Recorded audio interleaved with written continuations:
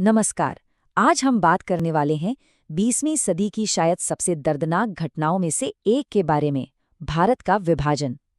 ये सिर्फ नक्शे पर खींची गई एक लकीर की कहानी नहीं है। नहीं, ये कहानी है उस एक फैसले की जिसने लाखों जिंदगियों को हमेशा के लिए बदल दिया, और वो फैसला बहुत ही जल्दबाजी में लिया गया था। तो चलिए सीधे मुद्दे पर आते हैं। सवाल ये है कि आखिर बंटवारा हुआ क्यों था? इसका जवाब पता है, किसी एक घटना में नहीं मिलता।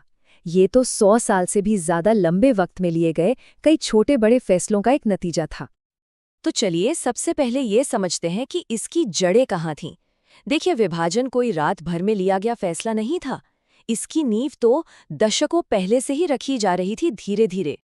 जरा इस टाइमलाइन पर नजर डालते हैं। कहानी शुरू होती है 1857 से, जब अंग्रेजों को पहली बार हिंदू मुस्लिम एकता की ताकत का अंदाजा हुआ और वो समझ गए कि ये उनके लिए कितना बड़ा खतरा है। फिर आया 1909, जब अलग इलेक्टोरेट्स यानी अलग निर्वाचक मंडलों ने राजनीतिक तौर पर हमें बांटना शुरू कर दिया। 1937 के चुनावों ने तो कांग्रेस और मुस्लिम लीग के बीच एक बहुत बड़ी खाई बना दी। फिर आया दूसरा विश्व युद्ध, जिसके बाद कमजोर हो चुके ब्रिटिश साम्राज्य ने जल्दबाजी में यहां से निकलने की तैयारी शुरू कर दी। और आखिर में 1946, जब देश भर में इतने दंगे हुए कि बंटवारा लगभग तय सा लगने लगा। तो सबसे पहला और बड़ा कारण था अंग्रेजों की बांटो और राज करो की पॉलिसी। मतलब 1857 के विद्रोह ने उन्हें एक चीज तो सिखा दी थी कि अगर भारत एक हो गया तो उन्हें कोई नहीं रोक सकता। इसलिए उन्होंने जानबूझकर ऐसी नीतियां बनाई जो हमें धर्म के नाम पर बांट दें, जैसे सेपरेट इलेक्टोरेट्स। इसका मतलब ये था कि कुछ सीटों पर सिर्फ मुस्लिम ही मुस्लिम उम्मीदवार को वोट दे सकते थे। इसी तरह की छोटी छोटी नीतियों ने धीरे धीरे हमारे बीच के भरोसे को पूरी तरह से खत्म कर दिया। अब इसके बाद आता है दूसरा बड़ा कारण, पॉलिटिकल कॉन्फ्लिक्ट। एक तरफ कांग्रेस थी जो पूरे भारत की पार्टी थी और एक सेक्युलर एकजुट देश चाहती थी। वहीं दूसरी तरफ मुस्लिम लीग थी, जिसे ये डर सता रहा था कि अगर कांग्रेस का राज आया तो मुसलमानों के हक की बात कौन करेगा, उनके हितों का क्या होगा। और दिलचस्प बात यह है कि जिन्ना जो शुरुआत में हिंदू मुस्लिम एकता के सबसे बड़े पैरोकार थे, धीरे धीरे उनका भी नजरिया बदलने लगा। और फिर आया एक ऐसा मोड़ जिसने शायद सब कुछ बदल दिया। 1937 के चुनाव। हुआ ये कि यूपी में कांग्रेस ने मुस्लिम लीग के साथ मिलकर सरकार बनाने से साफ मना कर दिया। जिन्ना के लिए एक बहुत बड़ा झटका था। उन्हें लगा कि ये इस बात का पक्का सबूत है कि एक मिले जुले हिंदुस्तान में मुसलमानों को कभी भी सही राजनीतिक जगह नहीं मिलेगी। बस यहीं से वो दरार और भी गहरी हो गई। फिर एक और वजह थी, अंग्रेजों की जल्दबाजी। देखिए, दूसरे वर्ल्ड वॉर के बाद ब्रिटिश साम्राज्य की कमर टूट चुकी थी, आर्थिक और राजनीतिक दोनों ही तरीकों से। उनका मैसेज बिल्कुल साफ था, भाई हम तो जा रहे हैं, अब आगे क्या करना है ये तुम लोग देखो। लेकिन वो एक ऐसे देश को छोड़कर जा रहे थे जो पहले से ही बुरी तरह बटा हुआ था, और उनके पास पावर ट्रांसफर का कोई साफ सुथरा प्लान भी नहीं था।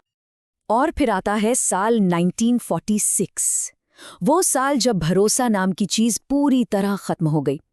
कलकत्ता, बिहार, पंजाब और नोआखाली में इतने बड़े पैमाने पर दंगे हुए। डायरेक्ट एक्शन डे ने इतनी हिंसा भड़काई कि एकता की जो थोड़ी बहुत उम्मीद बची थी वो भी पूरी तरह से दम तोड़ गई। उस वक्त लोगों को लगने लगा कि अब बंटवारे के सिवा कोई और रास्ता बचा ही नहीं है। तो अब तक हमने ये देखा कि ये सब हुआ कैसे, लेकिन अब इस पड़ताल के दूसरे हिस्से में एक जरूरी सवाल की तरफ चलते हैं। क्या ये सब होना तय ही था, या कोई ऐसा रास्ता भी था जो लिया ही नहीं गया? तो सवाल बड़ा सीधा है, क्या पार्टीशन को रोका जा सकता था? टेक्निकली देखें तो हाँ, मुश्किल जरूर था, पर इतिहास में कुछ ऐसे मोड़ थे जहां कहानी शायद एक अलग रास्ता ले सकती थी।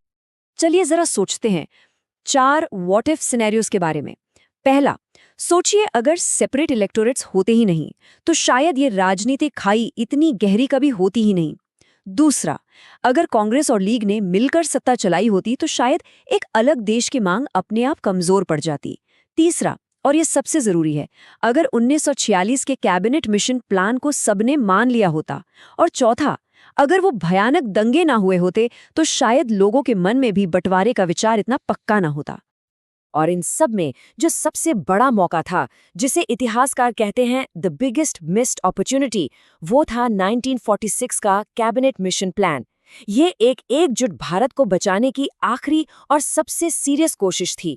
इसमें राज्यों को बहुत ज्यादा आजादी दी गई थी और पाकिस्तान का तो कोई जिक्र तक नहीं था। अगर जिन्ना, नेहरू और कांग्रेस मतलब सभी पक्ष इस पर राजी हो जाते तो शायद आज दुनिया का नक्शा ही कुछ और होता, पर अफसोस ऐसा हो ना सका। तो अब आते हैं इस पड़ताल के आखिरी हिस्से पर। यहाँ हम क्या हुआ से आगे बढ़कर उस सवाल पर आते हैं जो हमेशा पूछा जाता है कि आखिर इसकी जवाबदेही किसकी थी? तो फिर गलती किसकी थी? देखिए, इतिहास में उंगली उठाना बहुत आसान होता है ना, लेकिन सच्चाई वो बहुत ज्यादा कॉम्प्लेक्स है। बंटवारे की जिम्मेदारी असल में किसी एक की नहीं थी, बल्कि ये एक साझा जिम्मेदारी थी। तो ये जिम्मेदारी बंटी हुई कैसे थी? देखिए, ब्रिटिश साम्राज्य ने तो बांटो और राज करो की नीति से जमीन ही ऐसी तैयार कर दी थी और फिर जल्दीबाजी में सब कुछ भगवान भरोसे छोड़कर चले गए। कांग्रेस ने कई बार मुस्लिम लीग की चिंताओं को कम करके आंका और कैबिनेट मिशन प्लान को ठुकराना एक बहुत बड़ी भूल साबित हुई। वहीं मुस्लिम लीग ने भी बहुत आक्रामक तरीके से एक अलग देश की मांग रखी और डायरेक्ट एक्शन डे ने हिंसा को और भड़का दिया। और हाँ, हमें उन कट्टरपंथी ग्रुप्स को भी नहीं भूलना चाहिए जो दोनों तरफ थे, हिंदू, मुस्लिम, सिख, सब तरफ, जिन्होंने डर और नफरत की आग में घी डालने का काम किया। तो आखिर में इस पूरी कहानी से हम क्या सीख सकते हैं? अगर इतिहास का काम सिर्फ किसी एक पर उंगली उठाना नहीं है, तो फिर इसका आज के लिए सबक क्या है? ये एक ऐसा सवाल है जो हम सबको सोचना चाहिए।